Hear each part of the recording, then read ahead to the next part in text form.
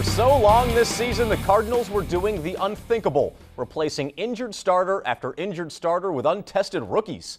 And it was working for a while. When the Cardinals lost 9-0 to the Pirates way back on April 28th, it represented just the second time all year that they had lost a series.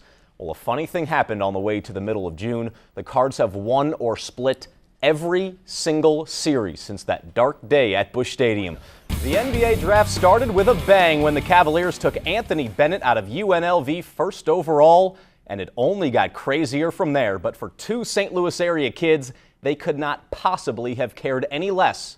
They heard their names called tonight, and their dreams became reality. Nothing should come as a surprise anymore in the world of sports, but this? Rafael Nadal losing in the first round at Wimbledon to the 135th ranked player in the world? At 3-4, many Rams fans are thrilled with the way the season has gone so far, especially after finishing the worst 5-year stretch in the history of the NFL. Two friends came up with this idea and brought it to the attention of the city's mayor, and Brian Feldman of our station KMOV in St. Louis joins us with more. Good morning, Brian.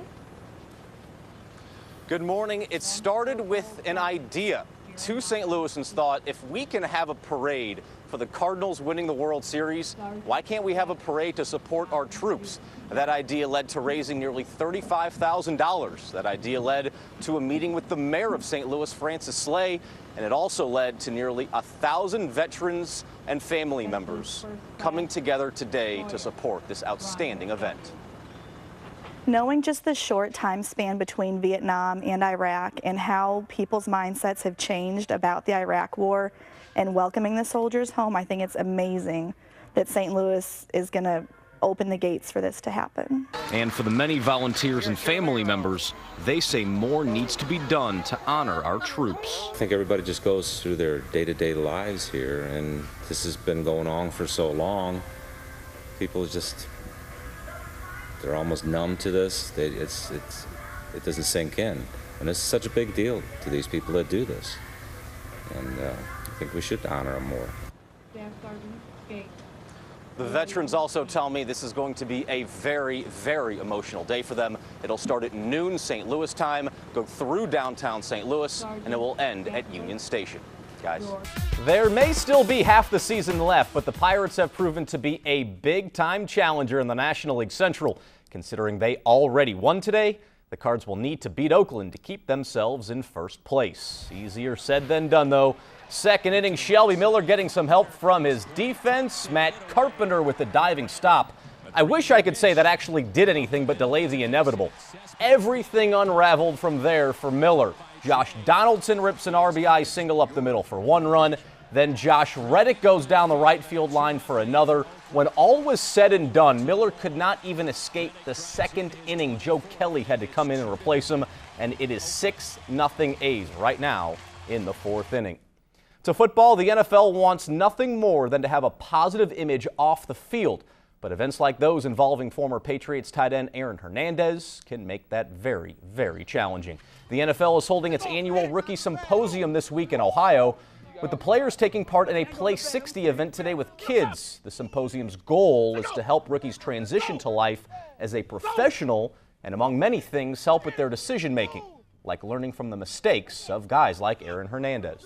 Definitely. I mean, it's a pretty harsh case, going on with one of our brothers in the NFL, and it's pretty sad. But getting a chance to come to the Rookie Symposium and learn about things like this, and see what people did wrong, and like I say, just learn from their mistakes.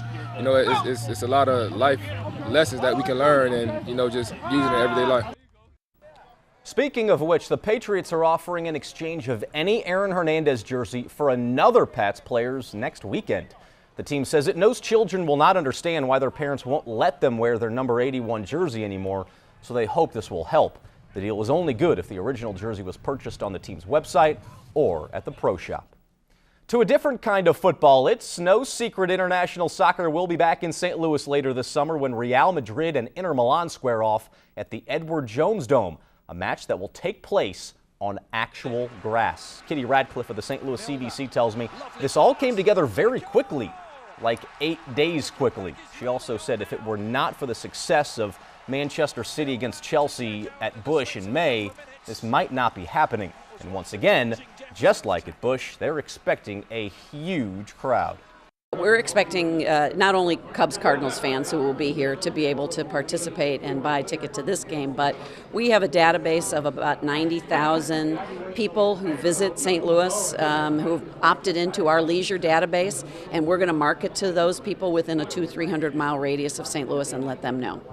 Is it possible to quantify what this is going to do for the economy here in St. Louis just for this one particular event? Well, we haven't crunched the numbers on that yet. We've been so focused on the deal, but I can tell you, there's a significant input from out-of-town visitors. The average visitor that comes to our community spends hundreds of dollars, and if it's one ticket, and that's one thing, but most of these people are going to be traveling in sets of at least 2, maybe 4, maybe 8, so the impact is exponential.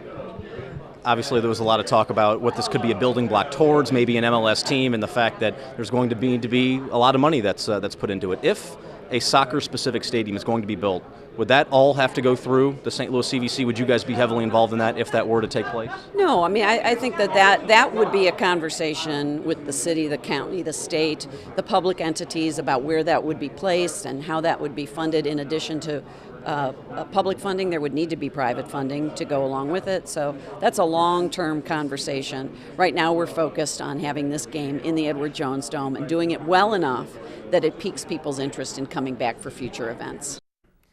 To basketball now. Unfortunately, not everyone gets to walk across the stage and shake the commissioner's hand after getting drafted by an NBA team.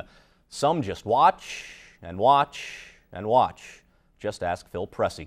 The former Mizzou point guard actually left school a year early to be eligible for the NBA draft, but was not selected by any team throughout the 2 rounds. Pressey reportedly agreed to a free agent contract with Boston soon after, for he'll have to prove himself on the Celtics Summer League team. Someone who does not have nearly as much to prove for a roster spot is Wellston native Ben McLemore. He went 7th overall to the Kings, despite the fact he was supposed to go much higher. Even LeBron James tweeted during McLemore's unexpected slide that teams were sleeping on him. And if LeBron James thinks you can play, I think you're doing all right.